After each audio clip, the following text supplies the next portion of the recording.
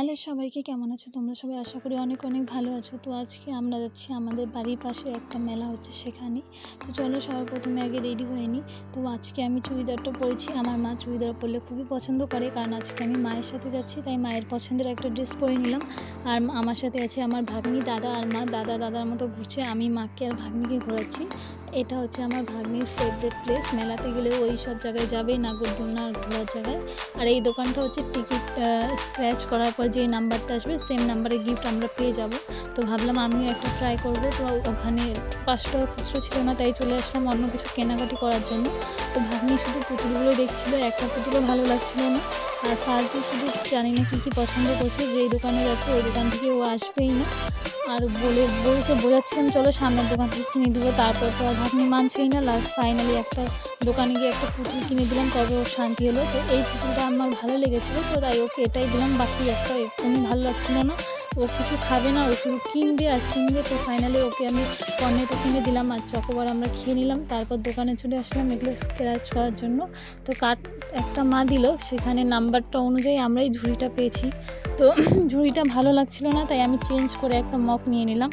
তারপর আমার ভাগ্নিকে বললাম একটা চয়েস করতে, তো আমার ভাগ্নি একটা চয়েস করে দিল। আর সেম নাম্বার আবার পেয়েছি, তো সেম গিফট আমি আবার নিয়ে নিলাম। সেম নাম্বারটাই আবার ছিল এটা।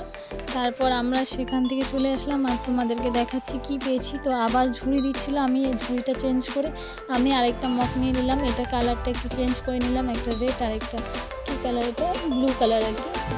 তারপর চলো এখন দেখা যাক। আবার চলে আসলো আমার দাদার সাথে আমি পানের দোকানে গেলাম। মিষ্টি পান তো আমি মেলাতে গেলে খাবো, এমনি সবসময় পান খাই না, তো দোকানে গেলে মিষ্টি পানটা অবশ্যই খাই। এখানে আমার ভাগ্নি স্পাইডারম্যান হয়ে গেছে, গাছে চড়ছে, জানি না কী করছে। তারপর আমার ওড়না ধরে টানাটানি করছে যে না ও আবার পুতুল কিনবে, ওর এখনও কেনাকাটি শেষ হয়নি। তো আমার ওড়নাও কিছুতেই ছাড়বে না, আমার ওড়না টেনে টেনে নিয়ে যাচ্ছে, বারবার বলছে ওড়নাটা ছেড়ে দে বাবা। ও তো ছাড়বেই না। এখানে ও যে হাওয়ার মানে টয়গুলো হয় ওগুলো নেবে। তো এখান থেকে একটু পাশেই হলো মায়ের মন্দির, যেই উপলক্ষে আর কি এই মেলাটা বসেছে। তো আমরা মায়ের মন্দিরে চলে যাচ্ছি। মন্দিরটা এত সুন্দর, আগে এত সুন্দর ছিল না, এখন খুব সুন্দর করেছে।